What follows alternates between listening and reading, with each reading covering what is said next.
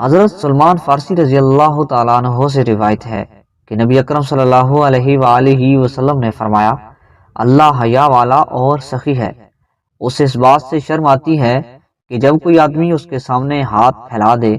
تو وہ اس کے دونوں ہاتھوں کو خالی اور ناکام و نامراد واپس کر دے۔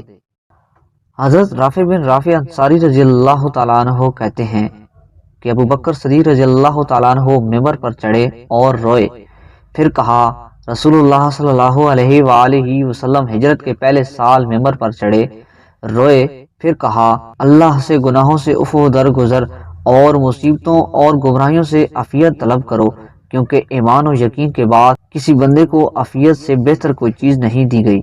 حضرت عبداللہ بن مسعود رضی اللہ تعالیٰ عنہ سے روایت ہے کہ آپ صلی اللہ علیہ وآلہ وسلم نے فرمایا،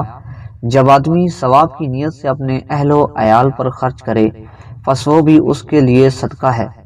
حضرت عبداللہ بن عمر رضی اللہ تعالیٰ عنہ سے روایت ہے کہ نبی اکرم صلی اللہ علیہ وآلہ وسلم نے فرمایا، صلہ رحمی کرنے والا وہ نہیں ہے جو بدلہ چکائے، بلکہ حقیقی صلہ رحمی کرنے والا وہ ہے جو رشتہ ناتا توڑنے پر بھی صلہ رحمی کرے۔ حضرت ابو ہریرہ رضی اللہ تعالیٰ عنہ سے روایت ہے کہ رسول اللہ صلی اللہ علیہ وآلہ وسلم نے فرمایا، صدقہ مال کو کم نہیں کرتا اور عفو درگزر کرنے سے آدمی کی عزت بڑھتی ہے، اور جو شخص اللہ کے لیے تواضع و انکساری اختیار کرتا ہے اللہ تعالیٰ اس کا رتبہ بلند فرما دیتا ہے۔